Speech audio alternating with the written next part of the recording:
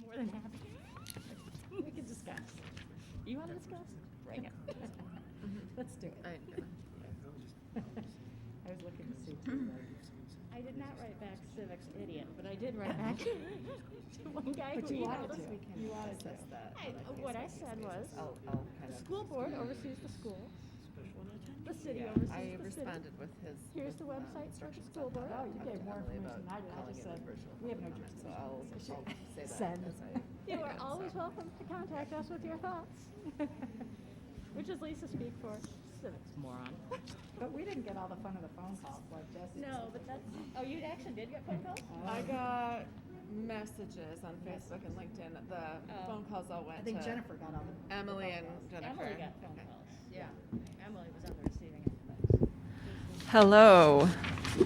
Welcome to the Tuesday, October 19th City Council meeting. We will begin with our roll call. Councilmember Babcock, Present. Councilmember Bacon, Present. Councilmember Draheim, Here. Mayor Pro Tem Watson, Here. Mayor Gregg. Here. Can I get a motion to approve the agenda? Motion. Can I say moved by Draheim and seconded by Bacon? Yes. Perfect.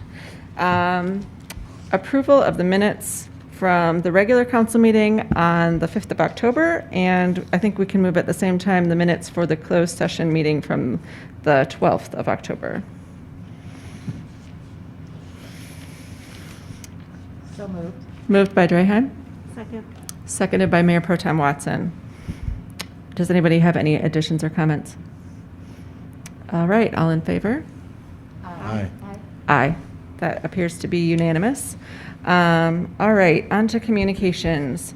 Our written communications, including email, are included in the online agenda packet. We do have one written communication that asked that I read it aloud. I'm not sure we want to make this an ongoing precedent, especially since we have the ability in our new system to take virtual public comment via Zoom. So I've responded to this person instructing them how to access that feature. I think for tonight, I will go ahead and read this since it came in too late for me to tell them that I would not. I did.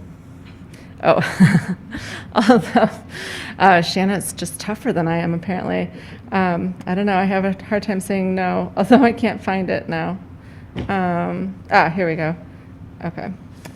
This is from Bert Seafarth, and the subject is sirens, loud, effective, and risky. Attention council, I have long believed that emergency responder sirens are way too loud. I live 3 blocks from Abbott and hear them inside with the windows and doors closed. When walking or biking, when one of the vehicles nears me with sirens blaring, I must stop and cover my ears even when not wearing hearing aids. As near as I can tell, those sirens at that level create danger and only serve the purpose of advertising the use of service. Please read out loud my comment above at the next council meeting. And if anyone is interested, he has included a New York Times link. So in future, we would prefer that those come in just through the virtual public comment that is available for everyone to access. And if you've got any questions about how to do that, our clerk, Emily Gordon, would be is very, very competent with walking people through tech questions after 18 months of COVID and virtual meetings. She's giving me a nod. So if you call City Hall, she can get you sorted out. All right. Communications from the audience. I have not received any cards yet, but if anybody in attendance would like to speak, please approach the podium. Go ahead and fill out one of those blue comment cards so that we can accurately record your name for our record. I see no one. Going once, going twice. All right, Emily, do we have anyone joining us virtually tonight? We have one caller on the line. So, Matea Kanicki, you are now permitted to address council.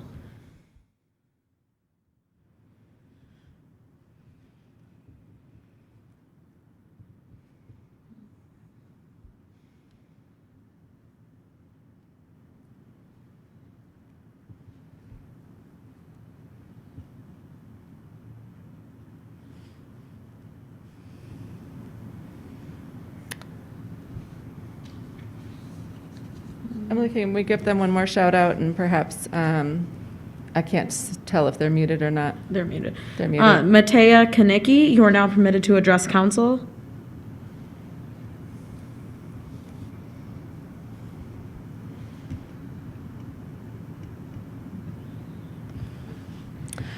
All right, if I receive email communication from that person wanting to speak, I will try to accommodate that at a future time.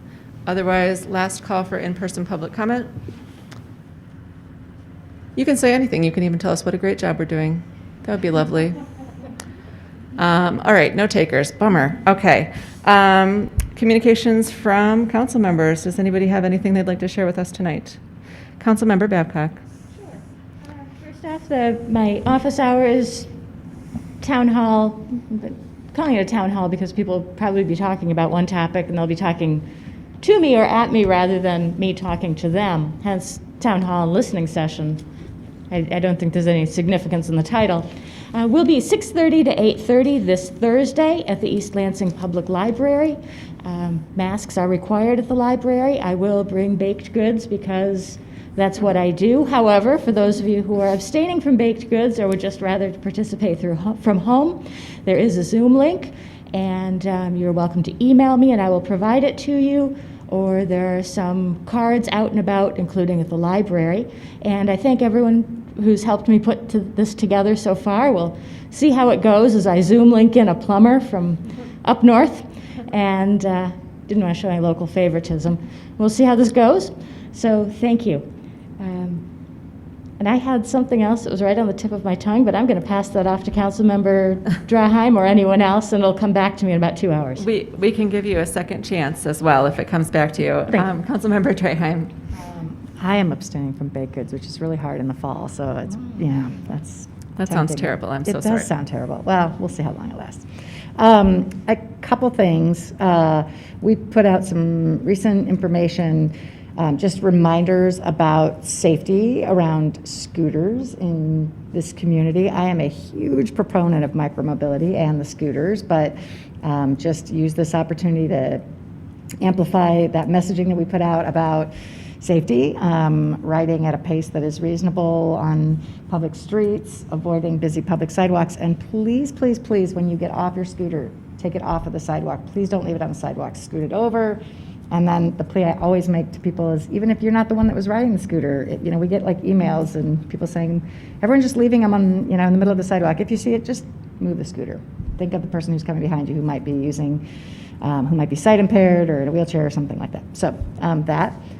And then I just wanted to say, I think this is probably my last council meeting in my temporary assignment here. So I just wanted to say thank you for the opportunity and that it's been a lot of fun serving with this group of folks. So thanks for having me. I am still on duty for another 2 weeks, but just not meetings. Yes, yes, because we don't have any more meetings until after the next election. I guess since you brought it up, I was going to say thank you for lending us your experience and, your voice, which is always much appreciated. I hope that we don't cease to hear from you after you're on the other side of the table. Pretty unlikely. It appears that Councilmember Babcock has remembered her second comment. I was going to thank Councilmember Draheim for her encore performance. She's done great. Thank you. Yes, some of you probably know that Shanna was one of the people that pushed me to run for council. So I just want everyone to know I have a long memory and that I will get revenge. Yes, yes. Oh, right, encourage, that's what I mean. And I didn't mean revenge. I meant, something else that was much more positive. All right. Thank you, Shanna. Mr. Bacon. Yeah, just wanted to comment on the questions around the holiday stuff that was going around. I know to the public it can be very confusing with multiple municipalities and seats of basic control over that stuff. It's fine to be frustrated or confused. I would just ask for more civility, particularly in dealing with staff and city personnel who have very little to do with it and regardless would have zero control over an issue around holidays or most other subjects. So please, first read the fine print, and second, be respectful in your comments and commentary towards city staff when reaching out with questions, because it's very frustrating for them and they don't typically have the answers, and many of them just some of the comments and approach to it were very disrespectful. There's no really any other way to put it. So moving forward, please attempt to be civil in Discord, even when you disagree with something that's going on.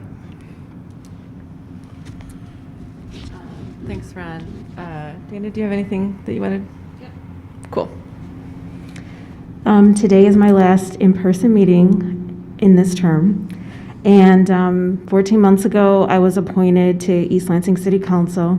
I was excited to have made history in a few different ways. I thought I had it under control because I was on the Planning Commission, and Planning Commission warns you that this is going to be a lot of time. But City Council time was a lot more. And I've learned great things. I've grown as a leader, and just no matter where I land, I just thank you all. And I've enjoyed all the different parts of learning more about the city and being involved in city input. I think that diversity in our city council folks is very important. And it's just been great, just getting to know people, getting to know different commissions, and just thank you, everyone, and thank you to those who appointed me.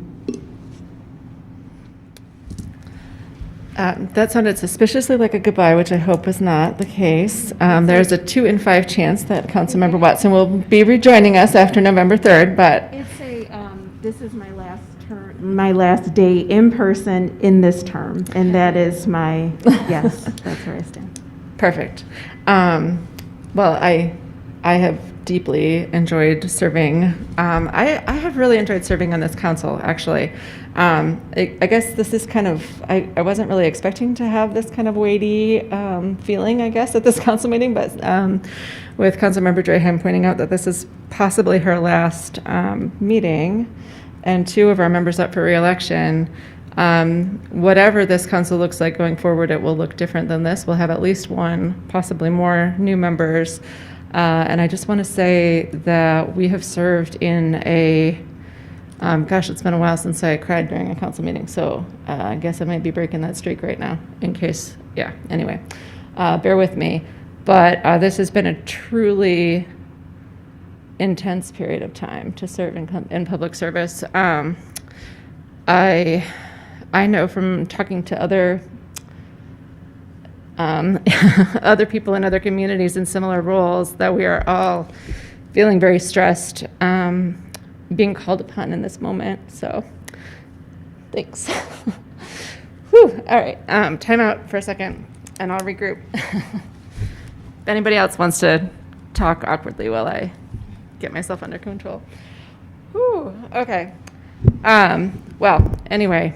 I will be continuing to serve, obviously, and Councilmember Babcock will as well, and we will, whatever that looks like going forward, we look forward to continuing to serve this community, and hopefully the next mix will be just as effective. So, anyway, huzzah. Hey, on a different note, the Great Pumpkin Walk is this Sunday. You should come down and get candy. It's possibly going to be slightly scaled back from what we usually expect. We have thousands of children and their parents coming down, which is a little bit dicey during COVID. So we're encouraging merchants to put their candy stations outside their businesses when possible to minimize indoor air exchange. And our crafts areas will be a little bit more spread out than they have been in the past. So that's one opportunity to come down and engage with your family with our downtown merchants. And then I also wanted to give a plug to a different organization. The Fraternity and Sorority Life group will be hosting their Safe Halloween, which is usually quite fun.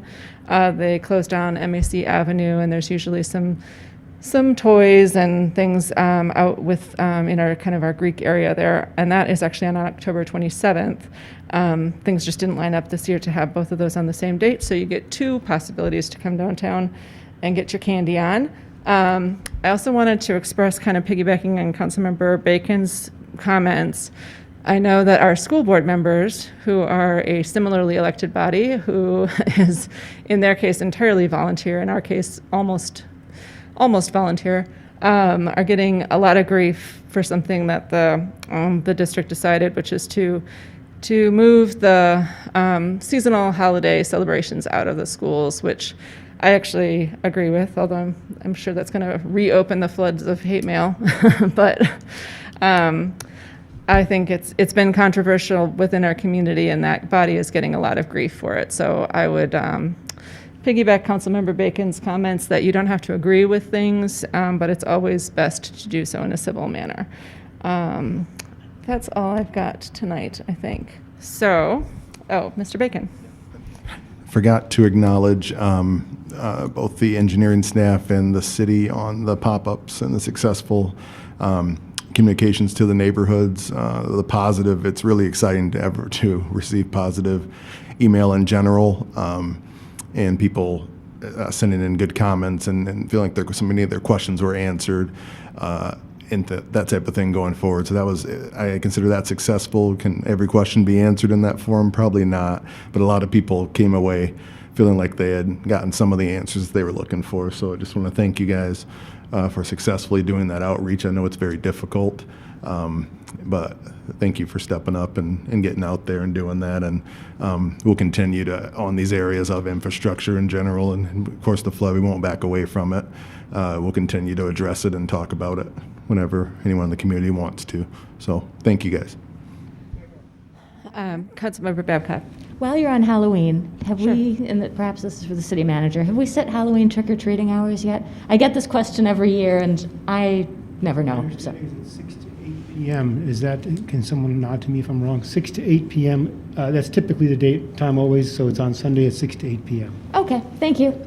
And typically people to turn their front porch lights on if they want to receive trick-or-treaters, and then they have them off if they don't want to receive trick-or-treaters is a good way of letting people, telegraphing your motives for that night as a homeowner. Does that mean we don't have to give away all that candy?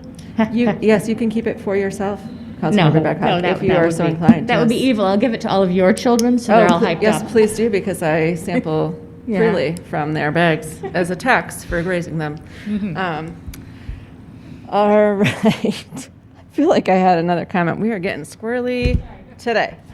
I think we're good. All right, city manager. Just a couple of items. One is, thank you, Councilmember Bacon, for the comments about the pop-up. We did 2 days of pop-ups, one yesterday evening. Had a lot of visitors from the community come in to meet with us, which was great. They got to ask a lot of questions. We had engineering staff, Nicole McPherson, Aiden, one of our engineering techs, and also the engineering people, engineering rep from Hubble, Roth, and Clark. So a lot of good questions, a lot of good information. And I was really pleased to have people come join us, and we weren't just standing there by ourselves. So appreciate that. Also appreciate our engineering staff taking time to answer lots of questions and be sure to give lots of good information out. Also thanks to staff that helped set it up, City Manager's Office, Communications, and Parks and Rec. So thank you. Want to thank Shanna Draheim for her working with her for my second stint working with Councilmember Draheim. Worked with you for 4 years prior to, so thank you for your service. And then, of course, there's an election coming, so I will make no comments regarding an election because of my position being completely nonpartisan. But to say to all our council members, thank you for your service. It is a very high level of service for a community. And I think for all of you now certainly know this, that it is a very demanding level of service, and we certainly appreciate all that you do. That's all I have. Thank you. Thank you, Mr. Lahanis. Ms. Genovich, do we have a city attorney's to report tonight? Thank you. Thank you. I have Mr. Easterly with me here tonight as well for business agenda item 4.1. For the city attorney report, I have provided a quarterly litigation update. Last update was in July, so here we are, already 3 months later. Not a lot of different cases on it, though. There haven't been any new lawsuits filed, so this is an update on the cases that we reported on before, including 2 cases that were on that July report that are now closed, the 2 East Lansing info cases. The most, I suppose, notable case I would mention is the Hios case, which is still pending. We are still awaiting a decision from the circuit court judge on the motions for summary disposition. So as soon as we get that decision, we'll of course update council. Much appreciated. Thank you. Thanks so much. And we look forward to hearing from Mr. Easterly later in the meeting. All right. That moves us on to the consent agenda. Do any council members have anything on the consent agenda that they would like removed to the business agenda? Looks good. Okay. Can I get a motion to approve the consent agenda? Oh, sorry. Oh, yeah, I guess, right. I got to do my part. All right. Earn your Yes. wages and, Thank you. and do your out loud reading. Yes, thanks. Sorry. We have the following items on the consent agenda for council's consideration. Item 3.1, approve the following appointments or reappointments to boards or commissions. A, Courtney Minifee to the East Lansing Arts Commission for a partial term ending December 31st, 2022. 3.2, approve the 2022 City Council meeting schedule. 3.3, approve a resolution declaring October as Michigan Library Appreciation Month. 3.4, approve a street closure request for MAC Avenue from Bircham Drive to Lot 12 driveway, Marriott Garage, from 1 p.m. to 9 p.m. on Wednesday, October 27, 2021, for Michigan State University Greek Life's Safe Halloween event. Item 3.5, approve a lease agreement with Adams Outdoor Advertising for the replacement of an existing billboard on city-owned property as anticipated in the settlement agreement. Item 3.6, approve a Class 3 rental license at 667 Lexington Avenue, allowing up to 2 unrelated persons or a family to occupy the dwelling. The owners are Opal Wong, Vernon Lamb Wilson, and Lisa Lamb Wilson, East Lansing and Langsburg. Item 3.7, approve the stormwater best management practices and facilities maintenance agreement for the Bircham Solar Park and authorize the mayor and clerk to execute the agreement. Item 3.8, approve the MDOT Transportation Alternatives Program TAP local agency resolution for the installation of the non-motorized pathway on Bircham Drive and new sidewalk on Hazlitt Road, and authorize the city clerk to sign. Item 3.9, approve the settlement agreement between the City of East Lansing and the Command Officers Association of Michigan, COAM, and authorize the city manager to sign. Those are all items on the consent agenda for council's consideration. Well read, Mr. Alonso. Thank you. Appreciate it. All right. Do I have a motion to approve the consent agenda? Motion to approve. Oh, Actually, before we do that, Sure. I would respectfully request that we pull the command officers' agreement off the agenda and table it so that it can be discussed by an upcoming, by the newly constituted council.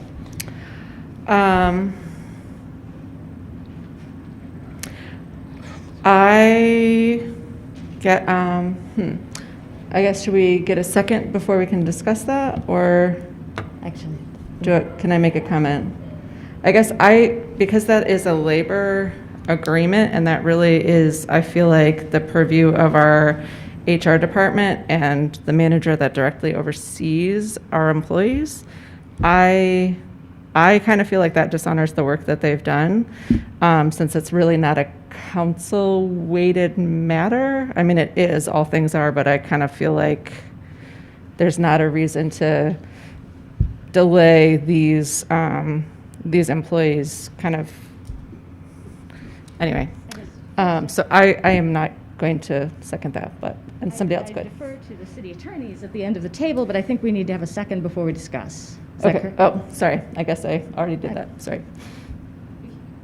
Would you like me to speak now or wait till you have a second? Uh, will second. Okay. Obviously, we're not the city's labor council, so we did not review this or have Sure. specific involvement in this. Just looking at it here in the packet, it looks like, and Mr. City Manager can correct me if I'm wrong, that the existing contract already expired on June 30th, so we're in kind of a holdover time, it looks like. Again, this is my first time looking at it since we don't do the labor work. Right. So I'm not sure what further guidance I can provide in Okay. terms of in you evaluating whether you want to approve that now or approve that in a month. I Okay. don't know the impact because I have had no role in the negotiations for it. okay. Thank you. I was just asking about whether we needed a second. So yeah, second to discuss. I'm so sorry, Councilmember Babcock. I thought you wanted a different That's fine, topic. thank you. But we do have a second now, so Okay. so move my comments to the opposite side of the second. Anyway, I kind of feel like we owe these employees the security of having a contract, and everyone's negotiated in good faith. So I will not be. I would not approve that. Councilmember Draheim. I agree with that. I think this has been negotiated by our professional staff, which is we put in a position to do this, and so I will not be supporting it either. Okay. I wanted to make a comment too. Yes. And this is just from a union standpoint. I remember being a union member when, for some folks, things were passed where negotiations could go on forever, and it wasn't retroed at all. But seeing as I remember all the meetings we had to go through, all the different discussions to finally come to an agreement, I would be in support of having it on the consent agenda today. And I'm not sure how often the councils move things over for the next group of people, but this is just another part of our business for the day, and I think it's great that they've come to a resolution. I think we did, at our discussion meeting, talk about delaying the city attorney's contract for the new council, but I think that's a slightly different, well, considerably different circumstance, since that is one of the two bodies that we directly oversee, so, okay. So I guess we have a second. Oh, yes, Councilmember Babcock. Well, so I would say that this is different simply because we had discussions, and policing, of course, has been an issue during my duration on the council. And often when we have questions about policing, we are told that the issue comes back to the contract. It comes back to the contract. It comes back to the contract. So for that reason alone, I don't think it's right to have it on consent agenda, because the public expects us to resolve those issues by addressing it through the contract. I think it's worthy of a higher level of scrutiny by the council and the public, given how those situations, how the issues have played out. Secondly, we are going to be asked to, a lot of policy happens in the policing contract, and of course we've seen that. And I think that even if we just adjourn it until the 9th, we may have a very similarly constituted council. It may not make a difference. But I do think that given the gravity and given how much happens that is outside just a dollar amount, I think it warrants that level of scrutiny. There was discussion about things that, I'm trying to be careful here, but there were things where we raised questions about how this contract would proceed or what it would contain that may or may not have been clearly communicated to Labor Council. It may have been interpreted as differences or I'm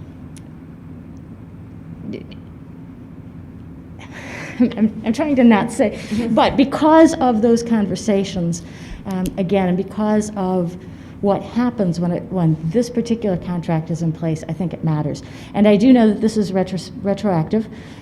They do not lose anything by having this contract agreed. It's sort of the special powers of the police and firefighter contracts generally given to them by the state. So I would really respectfully request that we can give this more conversation. So we have a motion and a second. All in favor of removing item 3.9 to the, you wanted to table. I think first, Ask a question. Are those Sure. two separate motions to our city attorney? Should those be two separate motions? I think it would make sense to do a motion to move it to the business agenda, and then if I can make a suggestion to clarify then, when it gets to that point, whether it's a motion to table or a motion to postpone to a date certain. thank you. Okay. Yep. So Councilmember Babcock, would you like to amend your motion to move to the business agenda? I would. Thank you so much. And are Thank you all right with that as the seconder, Councilmember or Mayor Pro Tem Watson? All right.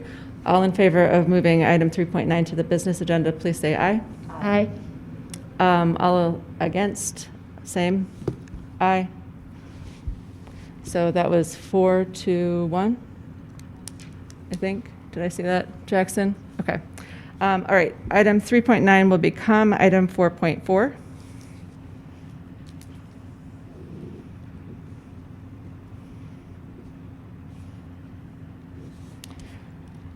Okay, all in favor of the consent agenda as amended? Do we need a second for that? I guess, do we need to remove? Yeah. Oh, okay. I guess I need a motion to approve the consent agenda as amended. I approve. Moved by Councilmember Draheim, seconded by Councilmember Babcock? Yes. Perfect. All in favor? Aye. Aye. Excellent. And on to the business agenda. 4.1, discussion of court prosecution data with Mr. Easterly. Welcome, Mr. Easterly. Thank you. How you doing? Great. So I'm not sure if you watched our riveting discussion from last week, but we are looking to, I guess, analyze the court data of people who are charged within the city of East Lansing and then what happens to them after they come into the court. And we were looking for your expertise on what we should be paying attention to in the future and how we might be able to track that.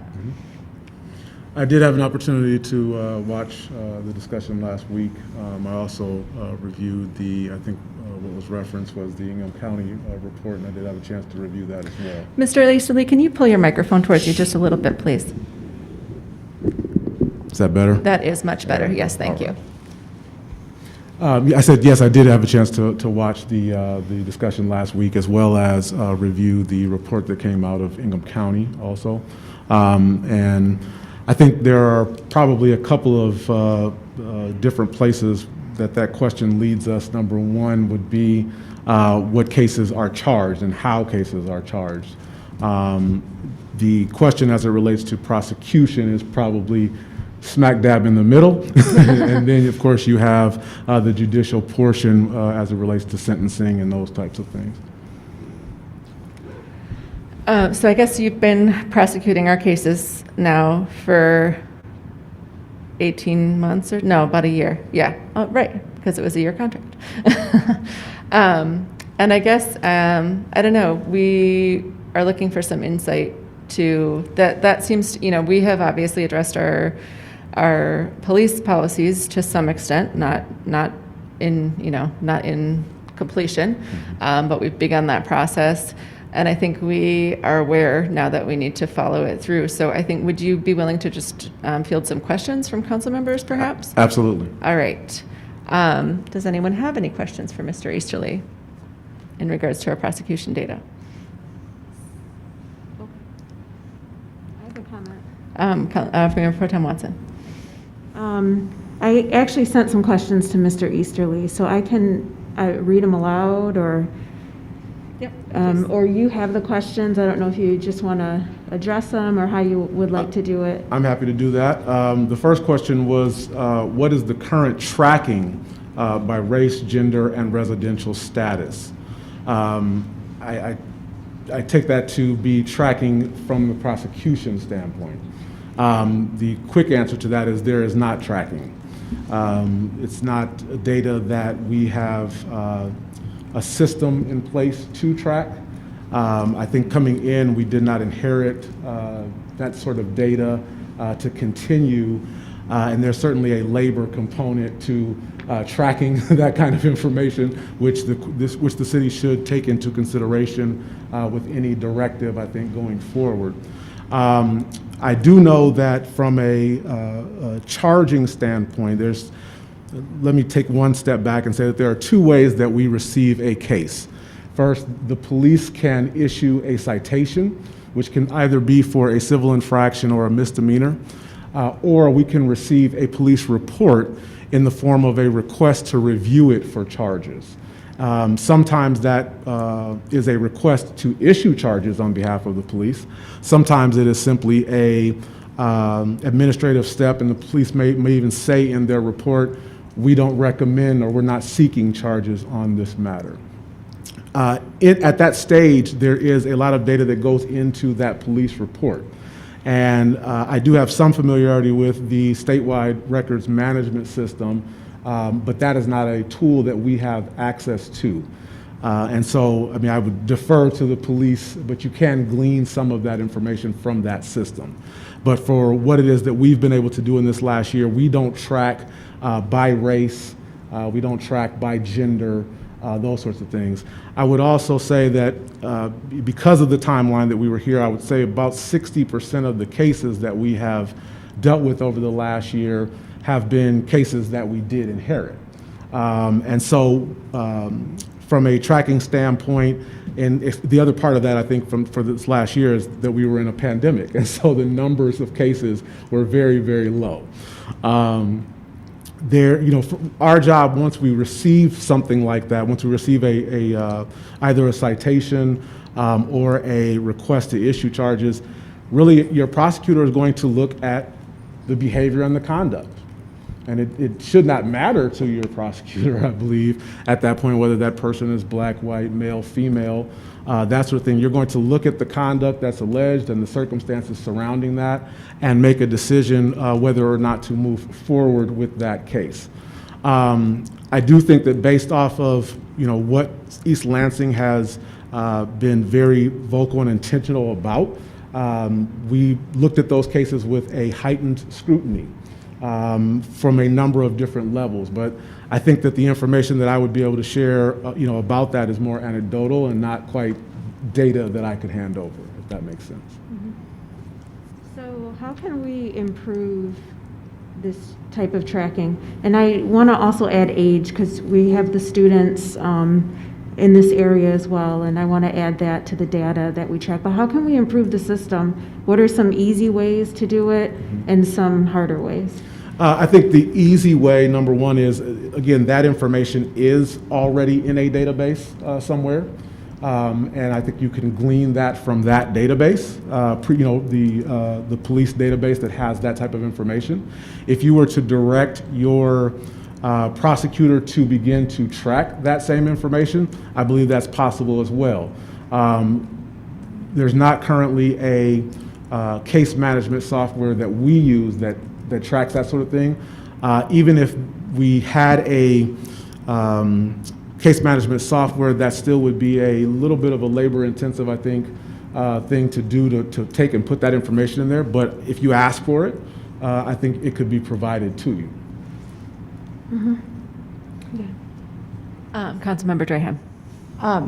Thank you. This is really helpful. And I guess I would just say, I appreciate Council or Mayor Pro Tem Watson's question, sort of how can we do better at this as we're looking forward? And it strikes me that there might be multiple parts of this. They're sort of asking Council to track that going forward. And so there would be sort of raw data. But I think this Council and future councils are interested in assessing that and really looking at that and maybe looking at trends over time and looking at types of prosecutions and types of crime. And I am also very pleased with the conversation around adding age.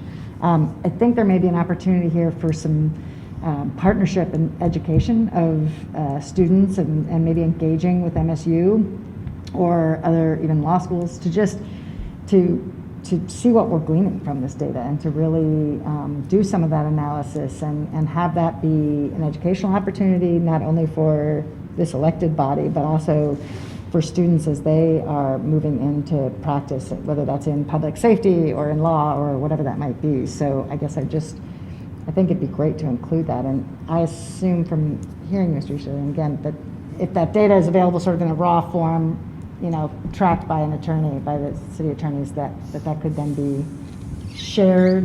There'd be opportunity to do that with students in some way. You fell off a little bit at the end there. Sorry, I assume that data would all be, it's publicly available. That data would all be available if we wanted to take advantage of sort of partnering with MSU or with students in some way, looking at that data. Are there any constraints there that council would need to be thinking about?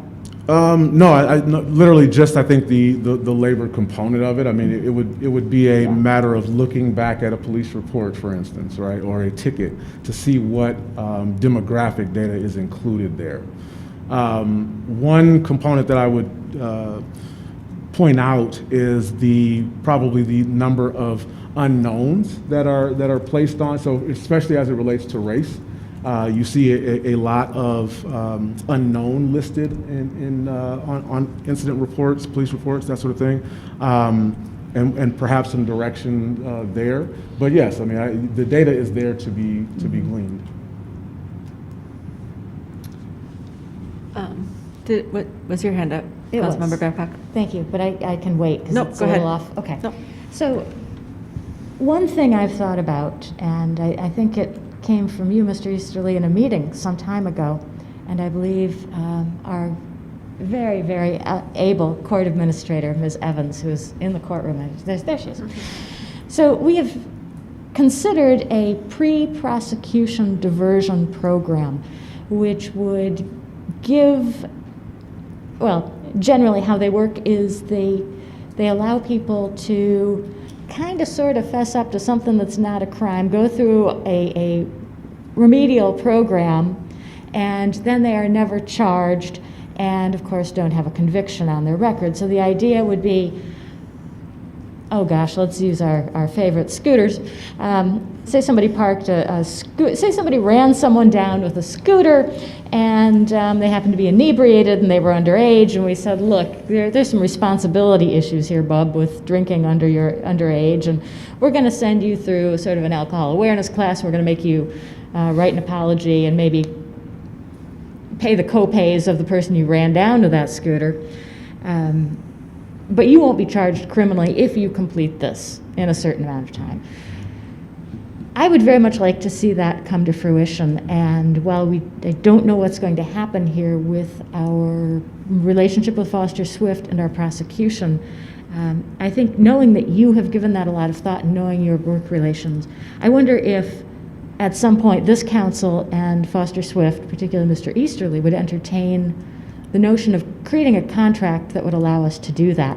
And that would also, of course, ultimately cut down on our prosecution costs and, of course, do a lot to prevent young people from leaving East Lansing with a criminal conviction, no matter how low.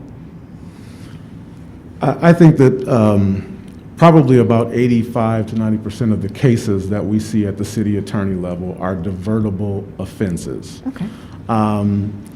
Now, the cases themselves may be, the defendant may or may not be, so I want to separate those two things. But I do think that, so first of all, when we started this work, there are a number of different forms of diversion that exist in our state.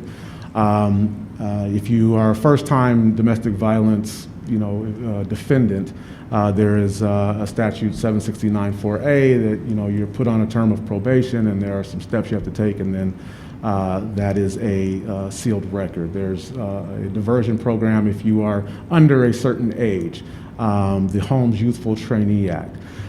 In Ingham County, there is a diversion program that takes a look at a enumerated number of offenses and some stipulations as it relates to the defendant themselves to find out whether or not this would be a case that would be eligible for diversion.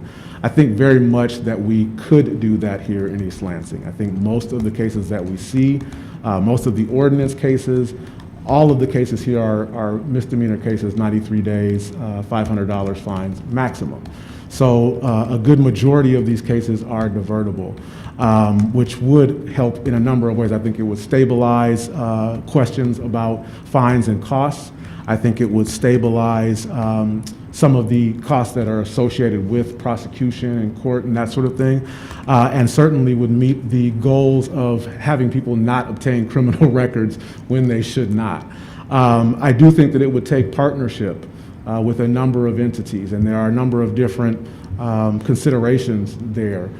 There are people who would be eligible for diversion but may need some level of supervision. The ability for either somebody from your city attorney's office to be involved in that, or someone in the, and I'm not looking purposefully right now at court administrator, or some ability of our probation department to be involved in that. But having talked, through some of these things with some of those stakeholders, some of our judges, our probation department, student legal services, I think that it would be a tremendous benefit to the city of East Lansing and right in line with what it is that we want to promote here as it relates to criminal justice. Did you have any follow-ups, Councilmember Babcock? Thank you. I guess this might be a question for the city attorney or Attorney Genovich. I'm sorry, the city manager, Attorney Genovich. I swear I was not in the Halloween candy, but I am just... It's all good. There's something in the air today. I'm just not functioning on all four cylinders today. Perhaps we should put that on the agenda for a future council meeting to consider a contract of that nature or exploring a program of that nature. What is, just so I understand, a contract between the city and Foster Swift to do that? Is that what you mean, or what contract do you mean? Well, I think perhaps we'd have to draw up a program that we wanted to do and then in some manner or another put out a contract. Actually, I'm not sure we can just, I just wasn't sure what contract. yeah, no, it just creating a program and then Gotcha. funding it was where I was trying to go. Understood. Okay. I'm blaming it on the mask. How's that? That's okay. It would seem that at the very least, it would have to be a collaboration Yes. between our public safety law enforcement body and the court, which is a co-equal branch with us, and we cannot tell them what to do. So perhaps I think it definitely warrants future discussion. Great, thank you. The structure of that discussion is going to have to be determined, I guess, because it's not entirely under our umbrella. We would have to Right. have cooperation and collaboration from the court. Does anyone else have anything? Mr. Bacon? Great ideas. I think whatever we're doing with that, we have to simultaneously look at cost, the offsets, man hours, and everything else that's going to go into that. Kind of like with everything else we do, it's a great idea or a good idea. But just making sure, is cost everything? No, but it's not. If it has to, at least would hopefully be cost neutral with the reductions in the areas of prosecution, that kind of thing. I think we need to determine that at the same time, rather than and kind of predetermine that rather than waiting till after to figure out, this isn't cost neutral or this is even become something that's cost prohibitive long term or staff prohibitive or otherwise. Let's look at it all at one time, not just the program as a standalone or in a vacuum. So that'd be my only concern.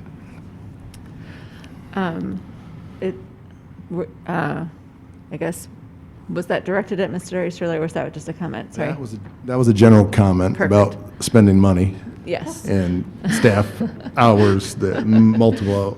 Our staff is bare bones. So anytime we ask Yes. something, we need to consider: does that create a whole new function or some new bureaucratic element, or is that something we can do within the existing staff structure? And if not, and if you ask staff, the answer is no. So those considerations be considered simultaneously with any new apparatus. So, Yes, money and staff are two things that are always in constant low supply, unfortunately. Yep. I think it's encouraging for me to hear from you, Mr. Easterly, that there are, already existing diversion programs that we can take advantage of. I think that's really I would say that's the first place to start, really, is to kind of analyze the types of things that are already in existence. And that might show us the shape of whatever it is that we need to create to take that to another level. So I know that we already do use some diversion programs with fair levels of success, I would say, such as the drug courts, which are always, if you have a chance to watch one of those graduations, it's very emotional. It's significant, I think, the personal bond that happens between the court and the people that move through that program. Very different experience than incarceration, I think, which is what we're trying to create, right? So I think, I guess I have a question, but I want to make sure that everybody else has had a chance to comment. Mayor Pro Tem Watson, did you have something? Yeah, so we're like a third, maybe, through some of those questions that I sent Mr. Easterly. So, Oh, okay. so I don't mind bouncing around, but Okay.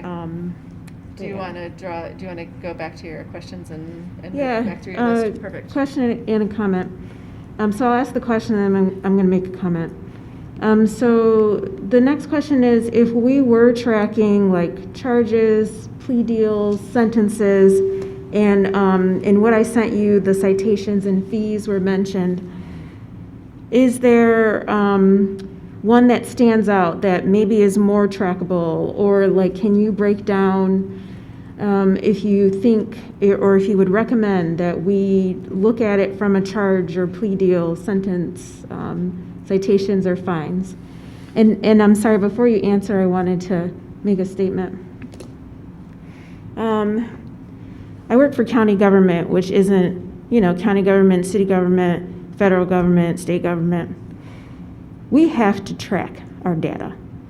I cannot tell my funder, or I can't tell the city, the public, that, oh, we were supposed to be doing this and that, but we don't have those statistics. We can't tell you how many black and brown people we impacted. We can't tell you this and that. We can't do that.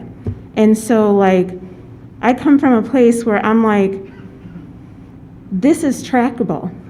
Or we need to start thinking about systemic racism, and we need to start thinking about, why do we have a system in place that supposedly benefits a city, benefits the people, but we can't flip it around and say who this is happening to more, and we can't try to figure out if we should be doing better or something differently. And so ever since I was on the Human Rights Commission, it's surprising to me that you can't find stats and data on who is being pulled over or what this and that was, because again, we would lose our dollars at the county if we told our funder, oh, we can't find the data on the people of color, we can't find the data on the moms that go into preterm birth, like preterm labor, like we can't do this or that. And so I'm here pushing this today, and we've been pushing for it for years, trying to be able to more easily put the pieces together. You can't see your problems if you don't pull the data. It's like a racially blind idea. And we've learned from the statistics that we were finally able to get access to this year after trying and trying. After underground, black and brown people talk about how often we're pulled over in the city of East Lansing. But we finally had the evidence, so we can finally move forward. And it's hard to move forward if we're not looking at the data and if we're not realizing the flaws in the way we think, the way we charge, and the way we do this and that. And that is why I'm here today and have been in this picture for years, pushing for the stats and the data so we can understand honestly where we are at with this. I appreciate that, Council Member. I think that there are three places. Let me take a step back, and you delineated a couple of places there. And so I want to take a step back. First is in citations, right? And citations and/or reports. And I think that that data is there. I think it is mineable. I think that there are other data sets that can be mined from that. I'd be happy to talk with Council further about that. Who's pulled over, who's not pulled over, who's a charge issued to, who is a charge not issued to, how many charges are issued to this individual. That information is there. The subjective piece is a little harder to get, and that's what I mean when I say mine it. The officer has discretion, who they charge, who they don't charge, right? I have discretion when a report comes in, who I charge, who I don't charge, or what charges I seek. That is information that is harder to quantify, but you should be asking those questions. I agree with you 100%. I think as it relates to things like fines and costs, I would say that I know that when we first started, there was a lot of buzz about fines and costs. I think I provided a memo to the city at some point, and I will say publicly, I think that we are on par as it relates to fines and costs across the board. I don't think that we are much different than any of the neighboring jurisdictions in terms of the levels of our fines or the types of costs that are assessed. And some of that, of course, is out of our control. Once it goes to the judicial level, the court has some discretion to levy their own amount of costs associated. But I will say one of the things that we were able to look at was the previous kind of form of diversion here, which was what was called a conditional dismissal. And what a conditional dismissal was generally taking a misdemeanor or two or three and reducing it to 1 or 2 or 3 civil infractions and doubling or tripling the fines. And if you were, so what you may end up with is disorderly conduct that's reduced to a littering, but then you have $600 fine. And the other portion of that was you had to sign a document that said, I'm admitting to the underlying charge here. If I'm agreeing to pay this amount of money and not get in trouble for the next 6 months, and if I don't complete any of this stuff, the original charge can come back, a bench warrant's going to issue. I dealt with that quite a bit as a defense attorney before coming here. This was really highlighted, I think, by the COVID shutdown, because we started getting cases that were coming back, and again, half of our population here are college students.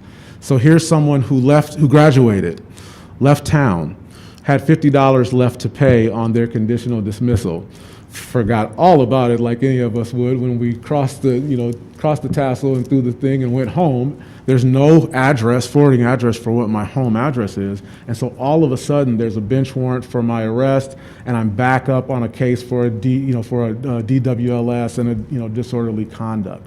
So we just got rid of that altogether.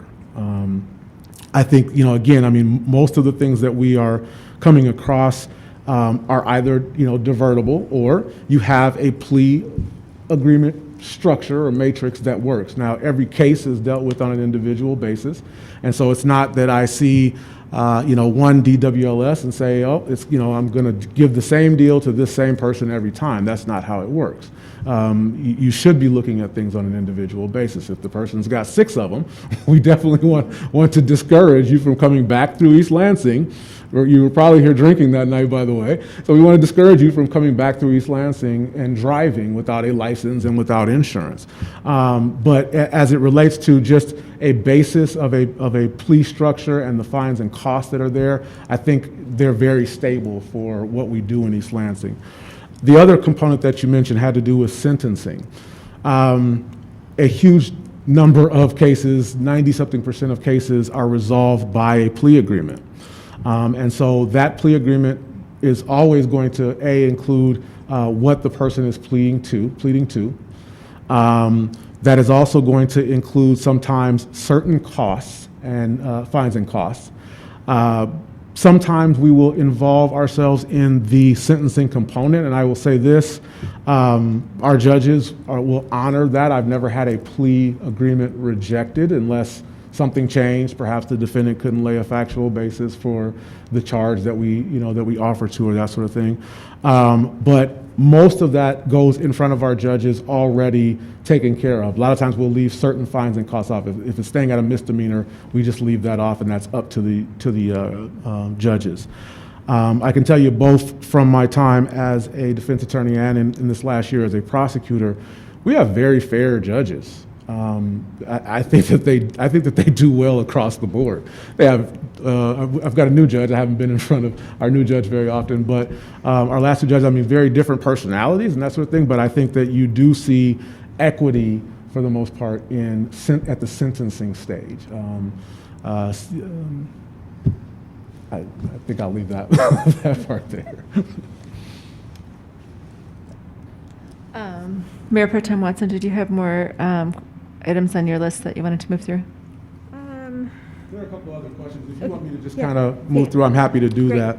Another question was, what discretion does the city attorney have to pursue city or county level charges? So again, I have discretion when the police report comes in to say, I'm going to move forward and request this charge of the court, and then that still goes to a judge to say, yay or nay, we believe that there's probable cause to move forward on a charge here. I can deny a charge. I can say, I don't believe we've got probable cause here to carry our burden on a charge. When that happens, sometime I will take a look and say, I need the officer to go back and get me more. Is there anything more that you have here, anything more you can provide? Sometimes I take a look and say, this case is no good, and I'm not interested, and I deny the case. There are other factors that come into play as it relates to that type of discretion. And as I said, anecdotally looking at trends, and that sort of thing. As it relates to pursuing through the county, the other option that I have there. So first of all, the city attorney's office can only see up to the 93-day misdemeanors. So there are times when a case may warrant something more serious, and so what we have done when that is the case is to deny the charge, send it back to the police department, and request that they then pursue that at the county level, if that makes sense. Does that answer, is that what you were after in that question? Yes. Okay. And then there's a question about bench warrants, and specifically, how do civil infractions escalate to bench warrants and jail time? There have been a lot of shifts and a lot of changes, I think, in our society here, and locally even, and certainly in our state as it relates to criminal justice reform. I don't think that you see very frequently civil infractions escalating to bench warrants on their own. Most of those things are resolved. What tends to happen is if someone does not show up to court, so if they never say they're arrested or they are ticketed or cited, they're going to receive a notice to appear. They have to appear at court. If they don't appear at court, then a judge can issue, and a prosecutor may request that the court issue a bench warrant because they just simply failed to appear at all, failed to deal with the responsibility at all. The other way that bench warrants occur is if someone has, if you've missed a different court date, no matter what that might be, a pretrial or a probation hearing, those types of things, or if they fail to show to trial. The other way that would be if they are already on probation or something along those lines, then the court may issue a bench warrant to ask them to come back and say, why aren't you complying with a court order? That does not happen very frequently from a civil infraction. What tends to happen with a civil infraction is that the person doesn't pay. And generally what the court will do at that point is issue what's called a show cause, which says, hey, we're calling you back to court to come tell us why you're not doing the things you're supposed to be doing or paying in this case. And then if the person fails to appear, then a bench warrant may issue. I can't think of a single time in my year here as a prosecutor that I've seen anyone go to jail for a civil infraction or for a bench warrant to that effect. Generally, if that happens, it's someone that's got a different underlying issue. Perhaps that person has a substance issue that's behind that. We have a heavy dose of cases that involve the homeless population here.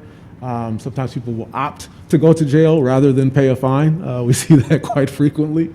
Those are the times that you see that sort of a thing occur. I think that's all the questions that I have on here. Yep, I think you've answered them, and what I'm hearing you say is maybe some of the data is findable through other networks. If we were to pursue access to the data, would it, and a sidebar question is, I thought the other court has better data than we do, the other district court. The other, like 54A, 54B? Yeah, is that the Lansing one? Yeah. So two things. One, it's not the court that probably has that data. It is, you've got a separation between your city attorney offices and your Ingham County prosecutor's office. Okay. I think the Ingham County prosecutor's office has been very intentional about some time about gathering certain data. Mm-hmm. And I think that there have been other groups involved in that work, who have directed the mining of that kind of data. So I don't think that the court has, I don't think you could contact your district court right now. I don't think there would be a way, and I would defer to our court administrator, but I don't think there would be a great way of gathering certain data, especially as it relates to sentencing and that sort of thing. It's just that they don't keep that sort of a thing. I think that's really, a lot of that has to do at the police level, or you direct someone, specifically your prosecutor, to say, I want to know what comes in the door. It appears that our court administrator might have some feedback for us. Welcome. Well, thank you. Thank you, Mayor. Mr. Easterly pretty much covered it, and he's correct. Actually, all three of the district courts in Ingham County run off of the same case management system. And so we all deal with the same issue of what data is available. So I guess just to get right to the point, courts aren't required to track demographics. And so the information that is available are the required reports, or are the reports that are required by the State Court Administrative Office. And that's typically the case filings, our case age report, how long does it take to dispose of a case, our collections, jury statistics, but nowhere are they asking for actual demographics, whether it's race, age.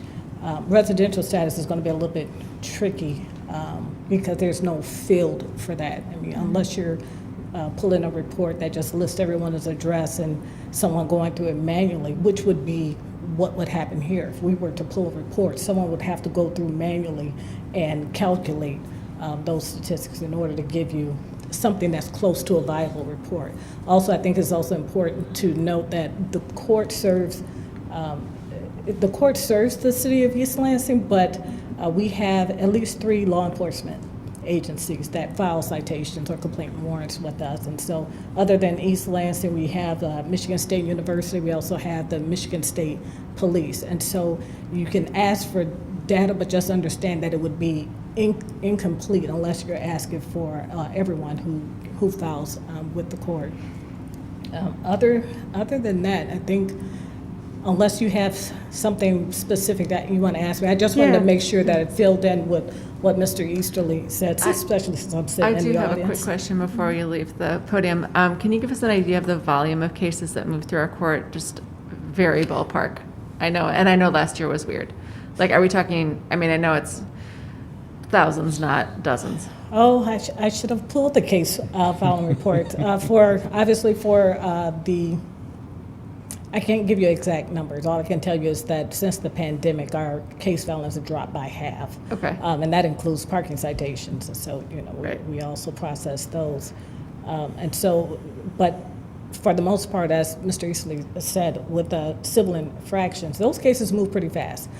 They come in, people will either admit and just pay the fine, and depending on what the offense is, it may or may not be abstractable, which means it would go on their driving record. We also have housing code violations that are filed with the court, and that's by the non-sworn officers, but I don't believe they use any demographic data on their citations. So the information that's filed with our case management system is provided by the law enforcement agencies. So that, I would say, in my opinion, would be the best place to start, just because once it reaches the court, we're just the database, we're just the warehouse of the information, but to be able to generate the report like what you're requesting, it's going to take some manual manipulation. And I do understand what Mayor Pro Tem Watson is saying about, the funding and tracking statistics for funding. The only funding, other than you, of course, would be through our specialty courts, and that's because scale requires certain statistics, but they have, that information is housed in a separate database. And so that's different than the main case management system, which is used by, the case management system that we use, judicial information system, is used by the majority of the courts in Michigan. So you're not the first funding unit to ask for that information. And then maybe the more times someone asks, the more that State Court Administrative Office will to take the charge and say, okay, we need to start considering how we provide this information for those who request it. Thank you. Does anyone have any other questions before we let? Thank you so much. Welcome. Much You're appreciated. I wanted to say. Sorry. Councilmember, or Mayor Pro Tem Watson. Thank you. I just wanted to say thank you for coming up. I feel like my microphone's, okay. There you go. I don't You're know on. if it goes off and on today. I just wanted to say thank you for coming up and breaking that down for us. It sounds like it's a bigger problem than just demanding something from East Lansing District, but it helps us understand, and it helps us understand as persons or groups or commissions where we need to go to and who we need to start having conversations with to change the data. And just again, like in my mind, you have a system, so it's electronic, and so someone can just put in some bubbles. It will be done, and you can pull some stats, but yeah. Anyway, Well, thank we you. have to start somewhere, right? Thank you. You're welcome. Councilmember Bacon. Yeah, just a comment. I think most people can agree that there's good people in the roles, and typically things run well when the right people are in the roles, but there's not always going to be the right people in the roles, and making sure there's controls for when the worst actors are in some of these roles. And I think everyone agrees, you say you inspect what you expect, and you know, people who are the most conservative person would say you trust and then verify. So I think Dana's on the right track with, if you don't look at the data, things tend to do what they do naturally. So I think it's a great point. I think we need to figure out every way to always be looking at data and figuring out which direction we're actually going versus our perception. And I think that's key. So I don't think it's anything really tricky. I think every other department, everyone else is looking at their data and the numbers and stats and dollars and everything else. I think this can't be allowed to just kind of go with its own gravity, because we know where that gravity tends to go when unregulated. So I think you're on the right track. The how, I think that's something, we'll have to figure out. So. Thank you, Mr. Bacon. I saw Mr. Lahanas's hand. Do you have something to add? I do. So, we have some great resources with the police department and Mr. Easterly. Can we convene a quick work group, maybe not quick work group, but to make recommendations on what level of data, what questions to ask, who would track the data in terms of police? And then there's obviously steps beyond the police, because the prosecutor is adding their level of discretion that you'd want to know by race, by infraction, by all those things, what the final disposition is and all of that. So is there a way that we can get a recommendation, at least get some sort of a outline or a thought about what questions we would ask, what level of data we would get, and at what steps we would compile it, and then we can think about what systems we might need to add. And then this can also be a discussion not only with the police, but with the future city attorney, what level of tracking we would expect, or as a part of that process, so that you have this data. We just build a system going forward. Yep. And I don't know all the questions to ask, but between the folks in city attorney's office, the police department, court, we know what we can figure out. That sort of mirrors the comments that I Sorry, I was stole about. your thunder. No, all good, great minds.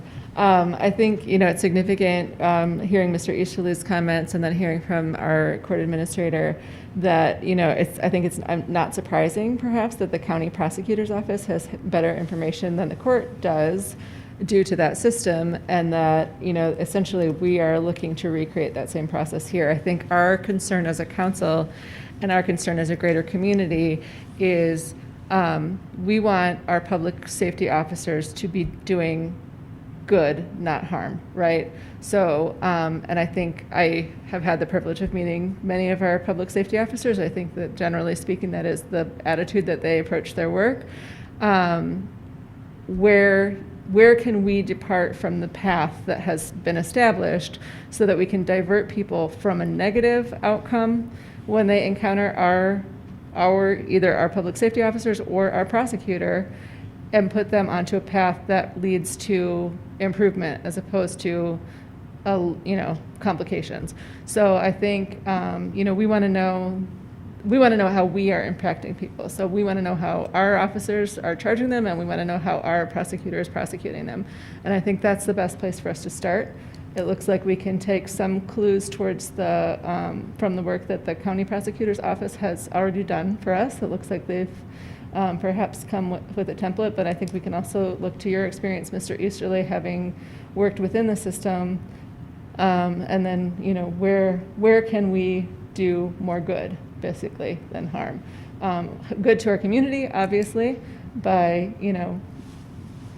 prosecuting things that we find prosecutable, but then also recognizing that those individuals are, have humanity and worth, and that we need to treat them with respect, and that we need to impact them in a way that does not then put them on a course of difficulty for the rest of their life. So it sounds like I think exactly as Mr. Lahana said, I think perhaps a small group of people to make more focused recommendations would be a positive next step. I'm not sure. I think Mr. Easterly, unfortunately, have already been volunteered for that. Happy to be involved, absolutely. I know you would raise your hand anyway, but I don't know if we want to. I can plan to bring a plan to bring something back to council for council's consideration, perhaps December. Yeah. Perhaps, we have to see how long it takes, but we can work on it with expeditiously and get you some answers. Okay, that sounds great. I think listening to Mr. Easterly's process, I think it seems that you review documents as those people are moving into the court, and it seems like that's kind of the opportunity to gather some of that data. And even if that just looks like a spreadsheet at the beginning, can you, and I guess I was going to ask, the other thing I was going to ask was kind of a labor estimate of time, but it seems like we have got a next step already planned where we can kind of work on some of that stuff. So does anyone from the council have any further comments before we move on? Well, I found this discussion very interesting. I think putting all of this stuff together has definitely been one of the bigger learning curves for me in terms of serving on this council. So I thought this was very fascinating. I really appreciated your input. I think it's unique to have a united sense of moving forward on this. I feel always privileged to be serving in Ingham County at this moment. It seems like we've got a lot of people that are thinking in this way. I think our county prosecutor is blazing a good trail. We can also work on that, and I appreciate our court administrator coming as well and letting us know that process. I've heard before that it is complicated, but I continually forget that MSU police are also in our court system, which changes that caseload significantly. So, all right, much appreciated. Thank you. Thank you. All right. Business item 4.2, consideration of ordinance 1508. I'm sorry, Ms. Drahan, did you have something? Nope, just gesturing. Okay, awesome. Didn't want to cut anybody off. Yes. We were just Oh. thinking a break. Should we do a break? What was that? Should we do a break? Oh, a break. Well, I don't know. That sounds exciting. Yeah, why don't we? Why don't we stretch our legs and then we'll pick back up on 4.2. Sorry, what? Oh, who knows? Okay, sounds good. Chair yoga, you're good. All right, so let's take a break. What are we looking at here? Let's say 8:25. That gives us 9 minutes.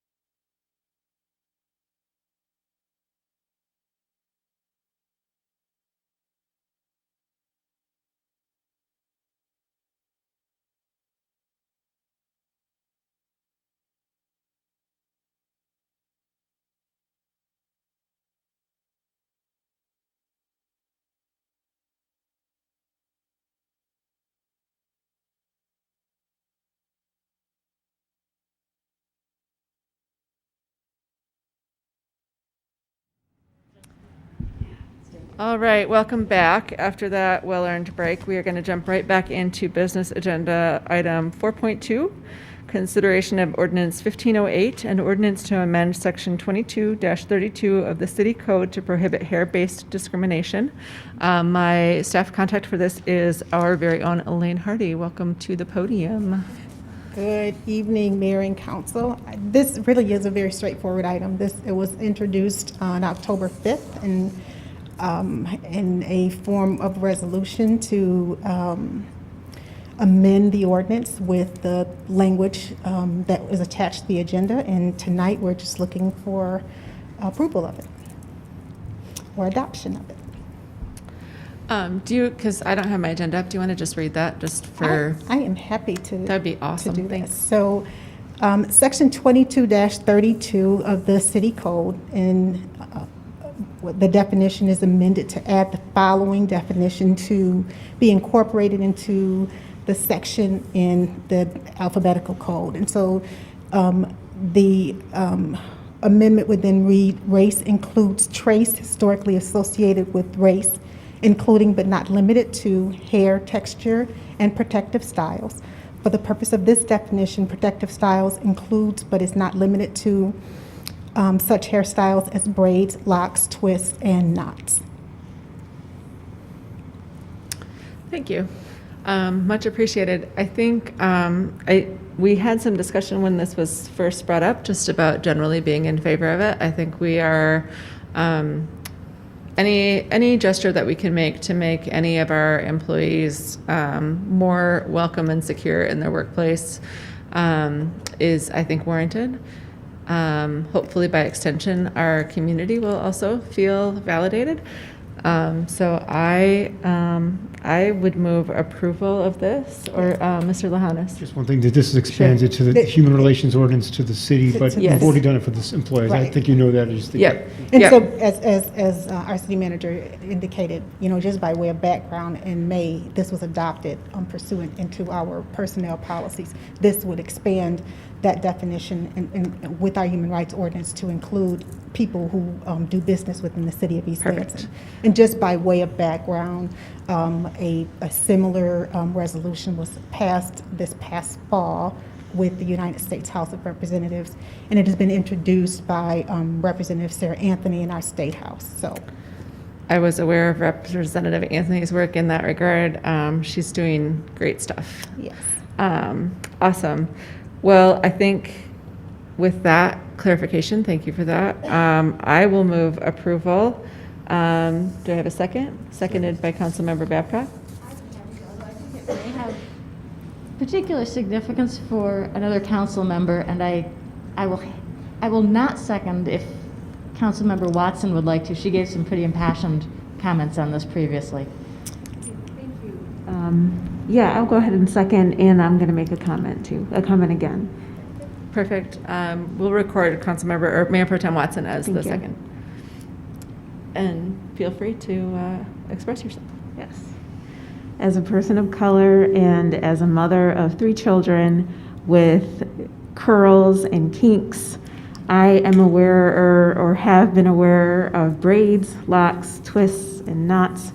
And I would like to believe that, again, when I walk through doors or when my children walk through doors or people walk through doors, that we are seen in the same regard as someone that has straight hair. So I appreciate this.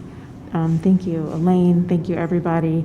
And it's nice to make those moves to let people know that they belong and they are being thought of, and we are trying to be inclusive. Well said. Thank you, Mayor Pro Tem Watson. I guess we can just move to a vote if we're ready for that. All in favor? Aye. That appears to be unanimous. Thank you, Ms. Hardy. Much appreciated. All right. Item 4.3, discussion of the letter of recommendation from the Elected Officers Compensation Commission. Clerk Schuster is my staff contact on this, and I believe this is on the consent. Clerk Schuster looks a little bit confused. Were you ready for that, Jen? Sorry. And I think Councilmember Babcock is the one that asked that this be included on a business agenda. Can you just kind of give us a quick overview? Sure. So the Elected Officers Compensation Commission meets every 2 years in the fall to make a recommendation on the salary of the council and the mayor. And they met last month, and the chairperson, Fleming Mathiasen, who was also in the audience, filed the letter of recommendation with me in the clerk's office on October 1st. And that was included in your council packet a couple weeks ago, I think, or the previous meeting. And then it's also attached to this agenda item report as well. Councilmember Babcock wanted to bring this back on the business agenda. So I'll take any questions you have at this time. I'll bump over to Councilmember Babcock. Did you have any comments that you wanted to put into the conversation? I will say, I was at the meeting, and they really give this a lot of thought. They're very deliberate. They give it a lot of thought outside of the meeting and come in prepared, and I was impressed by the level of work and discourse. The reason I wanted this on the agenda is because I just don't like the practice of it taking effect without a discussion. I'm not opposed to it passing. I'm not wedded to this either way, to be honest, and let me just say for the record, I am not a rich woman, but I also don't have to worry about getting a babysitter. I don't have some of the other constraints. I work officially an 8-to-5 job. So I wanted to put this out there for a general discussion in the interest of transparency. But really, Mr. Mathiasen ran a good meeting. People came in prepared, and they'd given this a lot of thought. They seemed frankly disappointed that for years they have been making a good argument, a policy-based argument for why the salary should increase, and every year the council is like, nuh-uh, that's a political hot potato we're ducking.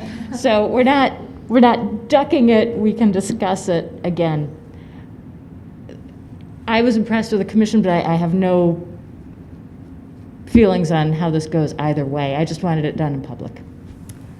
I saw Councilmember Draheim's hand go up. So I was the liaison to this commission before and heard similar really great arguments. And I think as somebody who is, has no vested interest, because again, I will be done with this service again. I just would really urge that we do this. I think this is a group that comes together. They don't come together often, but they take their work very seriously. And this conversation that they had 2 years ago and again now around, it is a lot of time to serve on council. And it does mean that there are trade-offs. There are trade-offs with our families. There are trade-offs with work choices. And I would hope in this city we would never get to the point where we devalue it so much that someone can't make the choice to serve in public because they simply couldn't sort of afford to vary their hours with their full-time job or whatever that might be. And so we happen to all be employed full-time, but that is not true of everybody. And so it's a paltry amount and barely gets at what the amount of work is. So I would really urge that. And the automatic, I like that there's just an automatic 2% and I've got some comments before we move, or before we vote. But if anybody else had any comments, I would defer. Councilmember Bacon?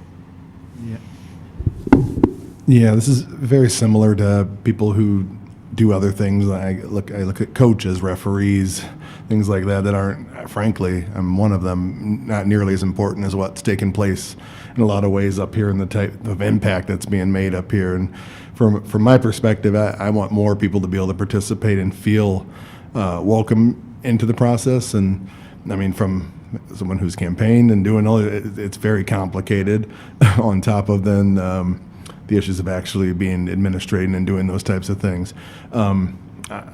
Whatever allows us to be more broad and accessible to more people in whatever way, monetarily or otherwise, I think that's important that we provide that. So any small incremental changes, and even down the road, larger changes around the Aaron Stevens type of things, people who make real huge sacrifices in order to be effective in these roles.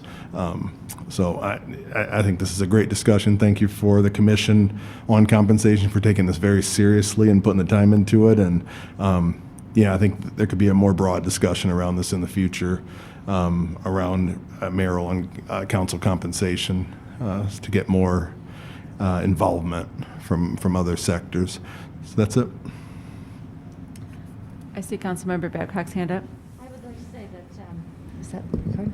I would like to say that this process is set out in the charter, and so obviously we're bound by the charter. I would be more than happy to vote for a raise for a council that I was not serving on in the future. Congress actually does it that way. When you vote for a raise, it takes effect for the next batch, the next seated folks. And I feel kind of icky raising my own wages, even if it is in the scheme of government decimal dust. It's just that conflict, right? I knew what the job was when I ran for it. The city manager would.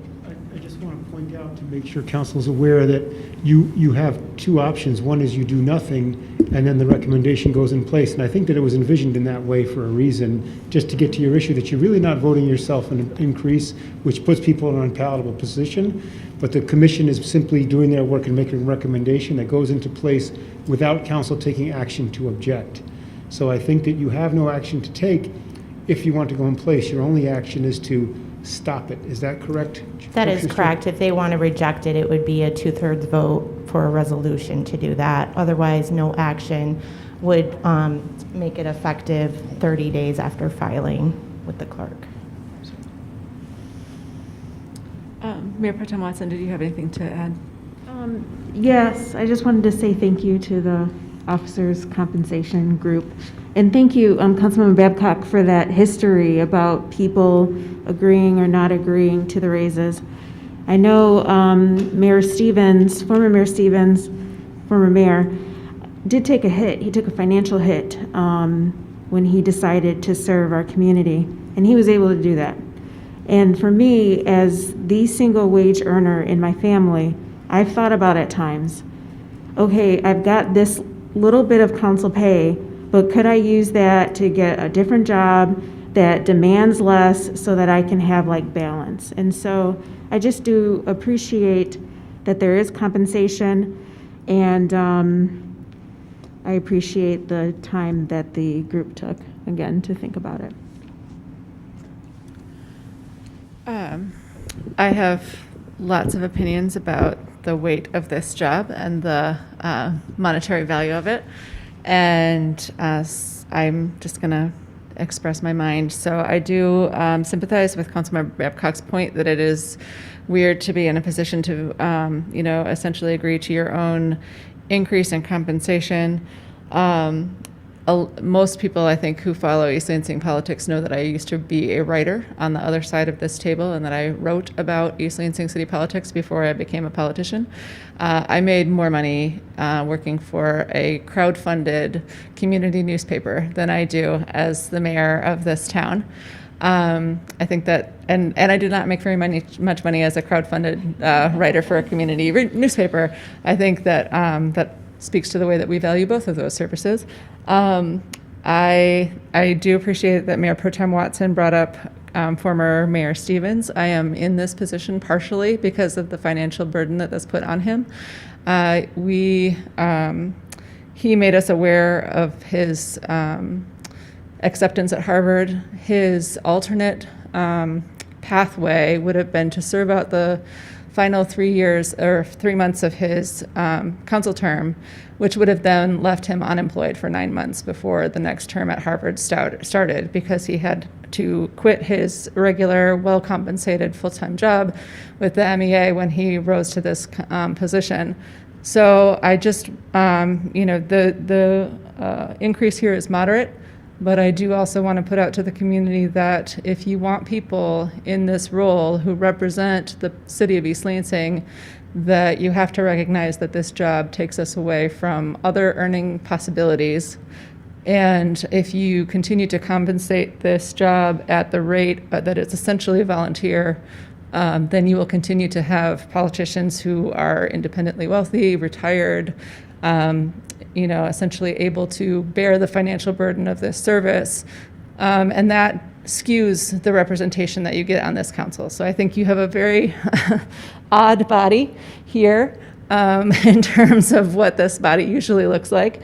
A single wage earner, a small business person, you know, I don't know what your official job title is, Councilmember Babcock, but I know that you are not a high earning lawyer. You are a public service earning lawyer. Yes, nonprofit and wholly.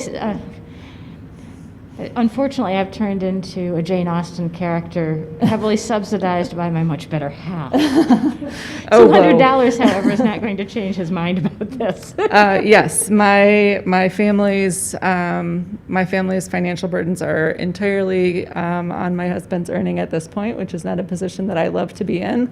But I frequently say that I am very good at finding extremely time-consuming things that do not compensate me very well. So that's my unique set of skills. I am perfectly happy to take this, you know, $15 a month raise on an already paltry salary, and continue to serve this community to the best of my ability.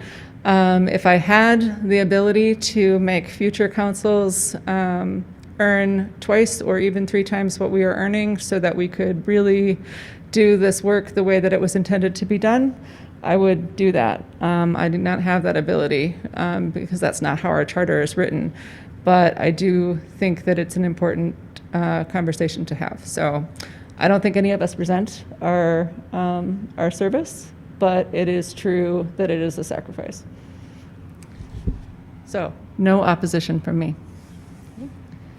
Does anyone else have anything to add before we just let this go out into the ether?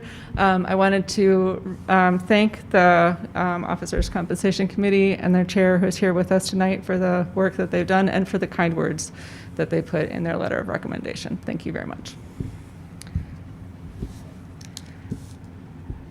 Okay, speaking of compensation, item 4.4, the approve a settlement agreement between the City of East Lansing and the Command Officers Association of Michigan and authorize the city manager to sign. I feel like I kind of, I guess we should have a second before we start discussing this.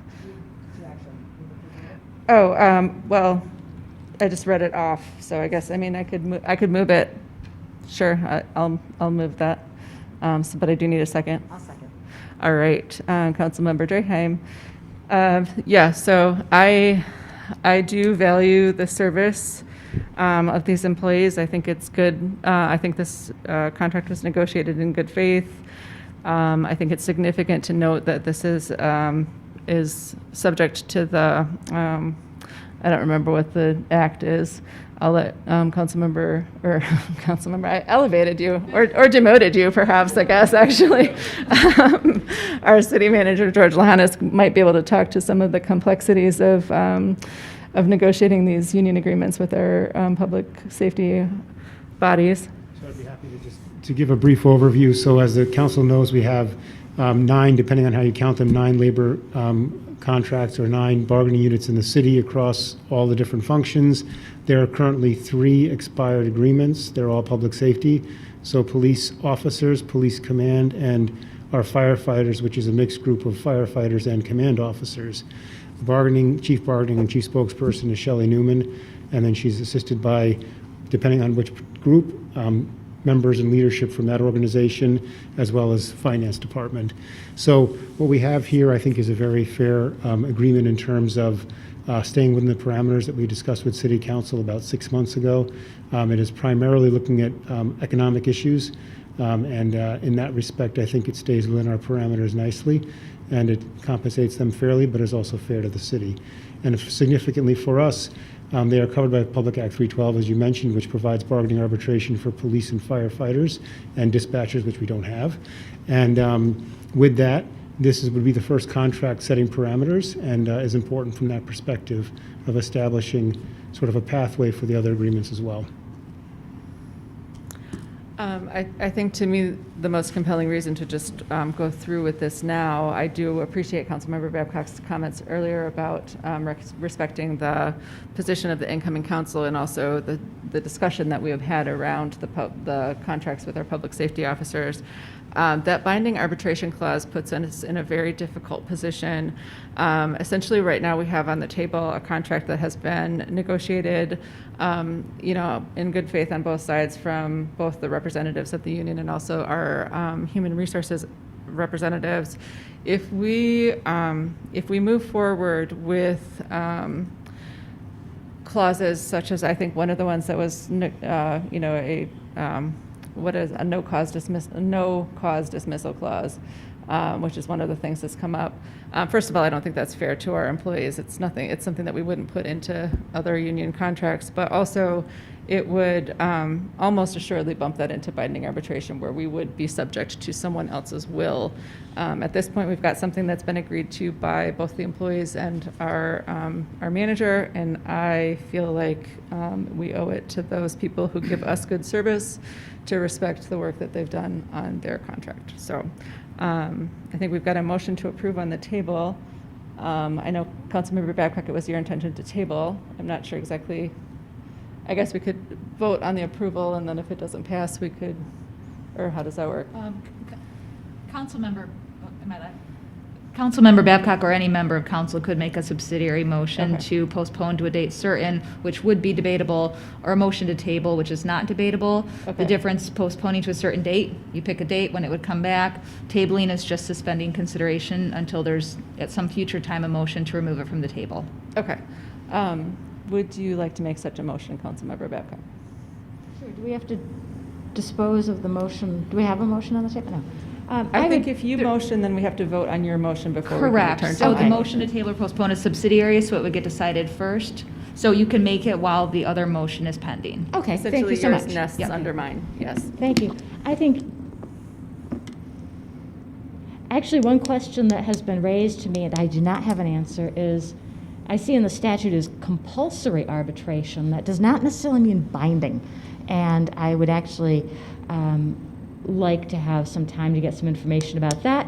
I know that there are questions, for instance, we have a discipline schedule in here. It does not include, for instance, something that's important to us and also nationally, which is membership in known hate organizations, and that's something that's come up. I would therefore respectfully request that we postpone this, rather that we table this until a future time. Attorney Genovich, did I get that?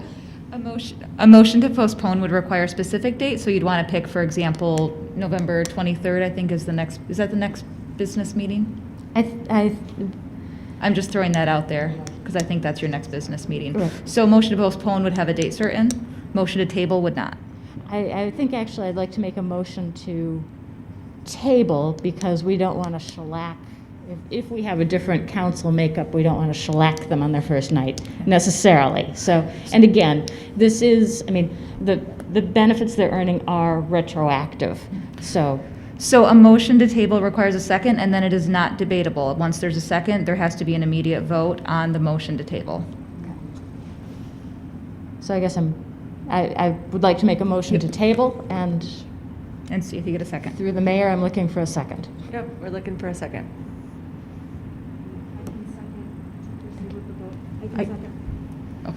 That was a We second? can record on Councilmember's second. I will say, we also don't need a second, which would.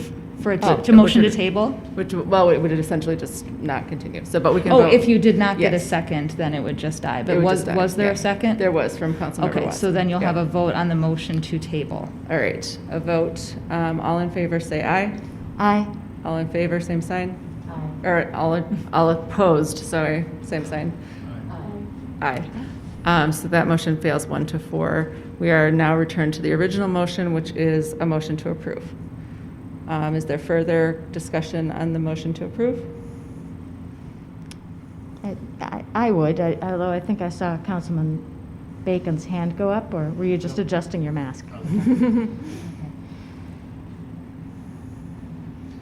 I think this is a deceptively simple piece of paper ahead of us because we know from real life experience how much hinges on the contract and how much hinges on our ability to respond to what I would like to call as unthinkable incidents, but incidents that do happen. And when those incidents happen, we need to have a stronger document than this. I don't say that in criticism of the people who negotiated it. I say that simply that times have changed. We represent a community that was rent by not one, but two violent acts. And we need, as a city, an opportunity to respond to those because we represent the people who are upset. We represent the people who are, for lack of a better word, victimized. I realize that this is part of the police officers, this is command, but I would remind you that at the two incidents that came to our attention, Mr. Gassito and then the older gentleman, I believe command was present. There were certainly more senior officers than the rank and file, and the rank and file who will come through in a contract very similar to this. I think sometimes it's right to lose. And if our ability to change how our police department functions is something we won't do because we might lose at arbitration because other communities won't do it, it's right to lose that. It's right to do what's right, even if it doesn't happen easily. I looked up, I actually asked and received the names of our peer communities who would be part of that arbitration panel. They are peers not because they are college towns, they are peers not because they are perhaps philosophically aligned with us. Actually, they seem to be, it would be hard to find some more opposite communities, perhaps, in terms of philosophy. If we don't act on this contract, if we don't demand more of ourselves, then we're doing nothing. We can take that stand and go to arbitration, and they can lose and they can be mad. But we can also say, look, this is where the standard is, and every time you start to change something, you're alone and you lose. I mean, any historical battle, any history will tell you that. It is right for us to be alone and lose if that's what it takes to be able to prevent police officers who work for this community from being members of hate groups. It is right to be alone and lose if that's what it takes to be able to discipline officers for acts that we would like to consider unthinkable, but we know have happened. Physical abuse of the citizenry.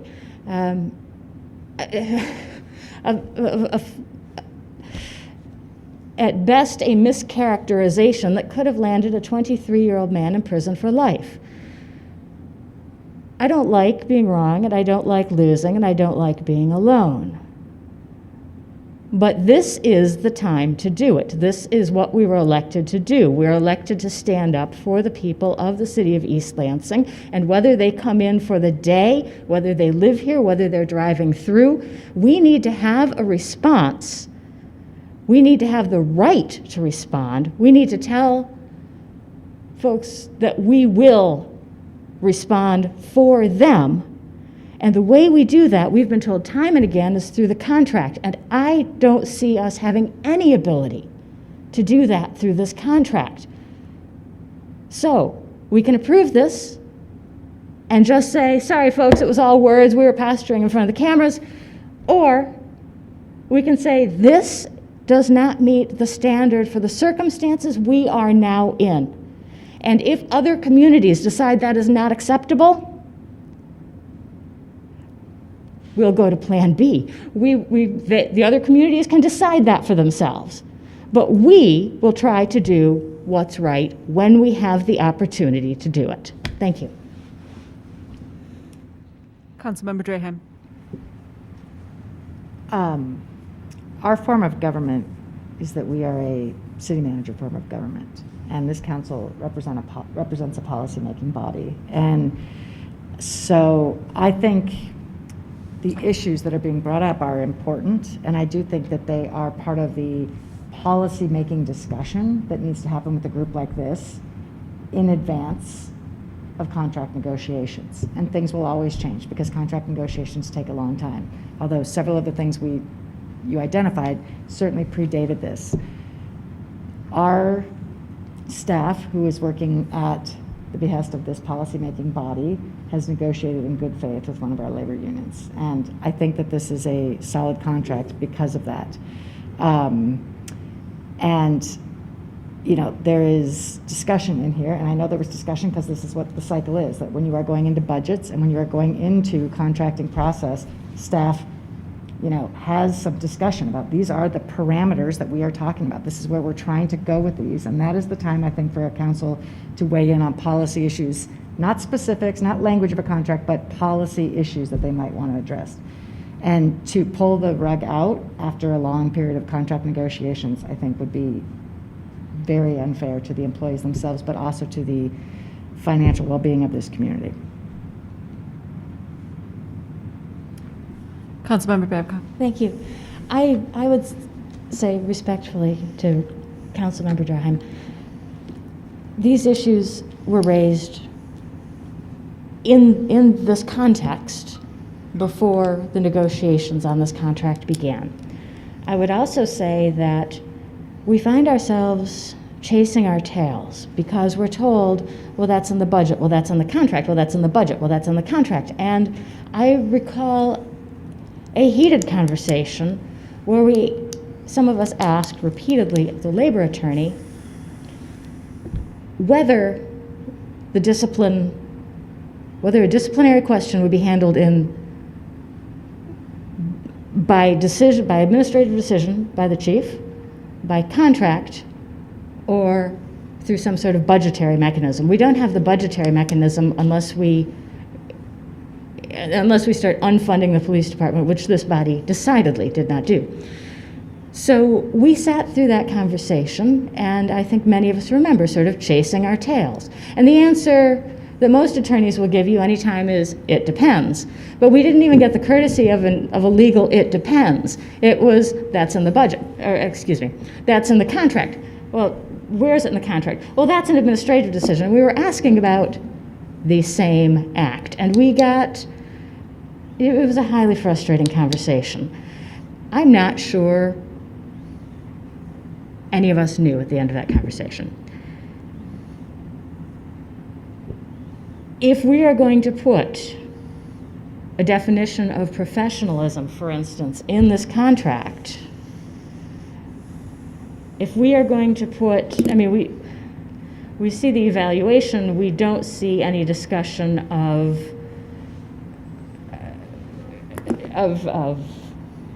what happens if someone fails these standards. We just see the checklist. And again, this is not my area, but we chase our tails continually over contract decision. And I don't see any answers in this document. And I guess based on that conversation some time ago that our labor attorney participated in, I was expecting more. I was expecting some explanation, something that either it's in there or it isn't. And if we are willing to accept that if something goes wrong with the police department command, that the lowest thing that can be ranked as needs improvement, to me, that's just not acceptable. We've seen too much in the past 18 months. I have a question for Mr. Lahonas. Our Police Oversight Study Committee had some recommendations for contract additions, or no? No, I cannot recall. They did not, so they got to the conclusion and they had no recommendations for changing the contract. So that was So specifically discussed. They discussed it, but did not have recommendations for Correct. changing it. And I think Councilmember Babcock has raised some question about compulsive arbitration versus binding arbitration. My recollection from conversations with our labor attorney was that if we did proceed with a path that would move us towards that arbitration, that it does not just hinge on the one clause of the contract that is debated, but in fact opens up the entire contract. Is that accurate, or is So, that a yeah. misrepresentation? I guess it is and it isn't. So compulsory arbitration means that both sides have an obligation, if you can't settle an agreement, to go to arbitration. Mm-hmm. The binding nature comes at the end of it because the decision made by the arbitrator is in fact binding. It can't be changed, it can't be overturned. You can go to court and try, but it will not happen. It's almost impossible to change an arbitration decision. So that's the binding nature of it. Once we get the decision, it's the decision. You both go with issues, a range of issues, including language and economic issues, and the arbitrator makes decisions based on those. If it's language issues, if it's economic issues, the arbitrator has to pick high-low and pick between proposals and can't split the difference. If it's language, the arbitrator can actually come in and make some recommendations on language that you would have to live with. So there is I guess if that answers the question, the arbitrator has different authorities in different areas depending on what the proposal is. And I don't know, Shelley, if there's anything that I made a mistake on that. So I guess my opinion is that I'm not willing to make a stand on something that I feel confident that we will lose in order to, in a way that might endanger other aspects of our agreement. I think that it's not a fair characterization to say that we've done nothing because we have not had success in changing specific clauses within this contract. I think that we've looked at the circumstances within our community, specifically the two incidents that Councilmember Babcock has referred to. I think that there was some frustration within the community about an officer that seemed to be acting out of proportion with the crime that he was interacting with someone on. I think that's because our use of force policies supported that action. So we have decided instead to look at the policies that inform our department rather than to look at the contract that informs the discipline of those officers. So I think you saw perhaps some frustration that an officer wasn't disciplined the way that it was expected, but that's because our policies, when that officer was acting, supported those actions. So instead, we've decided to change those.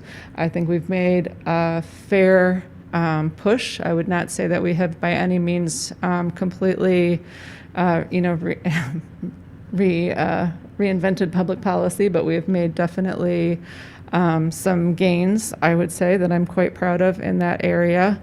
And I'm not willing to make a stand on a contract that I don't think we can win. So that's, I do realize that we have a difference of opinion on this, Councilmember Babcock. Please, go ahead. Yep. To the city manager and perhaps to Ms. Newman. If this is approved, and then we get, for instance, the what I think of as the frontline officers, when we get the other police contracts, will we pretty much be expected to just sign off on those too if we have approved this one without, I realize we get to vote on them, but then are we going to hear this argument that, well, sorry guys, you approved the other one, why are you picking on this bargaining unit instead of the command officers? The command officers aren't saddled with this, so it's not fair to do that to these officers. So from my understanding, this contract meets with the parameters that we established with council. So I would imagine that our view would be that the new contracts that would come would also have to meet with the parameters established by council. I don't remember that there were any large parameters established that we missed in terms of changing just cause to at will or something like that. That was discussed, but there was certainly no consensus from us that we were supposed to try to accomplish that, if it could even be accomplished. So I don't believe we missed any parameters that were discussed in terms of setting those goals for bargaining. So if I may, as long as those future contracts, essentially that's a yes, I'm guessing. We'll have to vote on them, but essentially, because if in your opinion this encapsulates what council agreed to, and I don't believe it necessarily does. If it does, then we have to agree to the other ones if they reflect this. Can I? We don't have to agree to anything ever. And anything that's on the consent agenda is always open for debate and always open for discussion. So each contract that comes through, if we want to open up our lawn care contract when it comes through with the soccer complex, we as a body can do that. That's why we are always offered the opportunity to take something off of the consent agenda. So I think approving this contract approves this contract.